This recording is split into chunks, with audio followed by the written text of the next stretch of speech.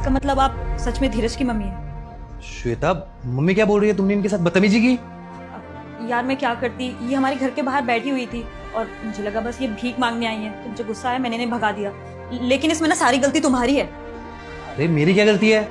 एक बारी हालत देखो तुम अपनी मम्मी की, कैसी हालत बनी हुई है, फटे हुए कपड़े पहने हुए इन्होंने।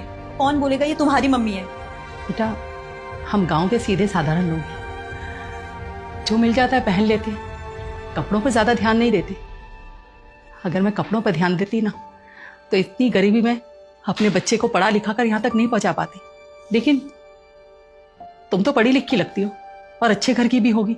मैंने चाहे कपड़े अच्छे नहीं पहन रखे, लेकिन उम्र में मैं तुमसे बड़ी हूँ, तुम्हारी माँ की उम्र की हूँ। तुम्हें मेरे साथ बदतमीजी तो नहीं करनी चाहिए थी ना। तुमने मेरी बात भी नहीं सुनी और मुझे भिखारी समझ के भगा दिया बस। देखिए आंटी, मैं अपनी गलती के लिए शर्मिंदा हूँ, लेकिन मैं क्या करती, मैं भी तो घर में अकेली थी। और आजकल का माहौल तो आपको पता ही है कि लोग कैसे रिश्ता लगाकर घर में घुस जाते हैं और फिर चोरियां करते हैं। इस वजह से मैंने आपको भगा दिया। लेकिन आंटी, मुझे अपनी गलती का पछतावा है। I am really sorry.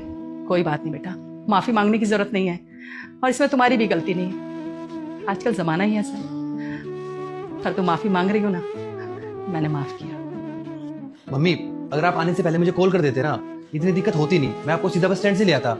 अरे कितने कॉल करूं तुझे मैं? एक बात बता, मैं जब भी तुझे फोन करती हूँ तू उठाता है मेरे फोन और कभी पलट के भी फोन नहीं करता है। कितने दिन हो गए थे तुझे देखे भी ना। मन इतना कर रहा था कि एक बार तुझे देख आऊं, बस इसलिए चली आई तुझे देखने। अरे तू काम में इतना उलझ जाता है कि भूल जाता है कि तेरी माँ भी है। मम्मी क्या बताऊं, काम में इतना बिजी होता हूँ, कुछ ध्यान ही नहीं रहता। आपका कॉल आता है कई बार, लेकिन बाद में भूल जाता हूँ। सारी गलती मेरी है। मैं काम में इतना बिजी हो गया और मैं भूल गया कि काम के साथ साथ मेरी एक जिम्मेवारी मेरी माँ भी है। मुझे माफ कर दो मम्मी, आज के बाद ऐसा नहीं होगा। आपकी हर कॉल उठाऊंगा। कोई बात नहीं बेटा, माँ अपने बच्चों से कभी नाराज नहीं होती और तेरी शक्ल देखकर मेरी नाराजगी वैसे भी चली गई। मम्मी आप बैठो ना। श्वेता, मम्मी के लिए कुछ लेके आओ ना खाने पीने का। हाँ हाँ, लेकर आ।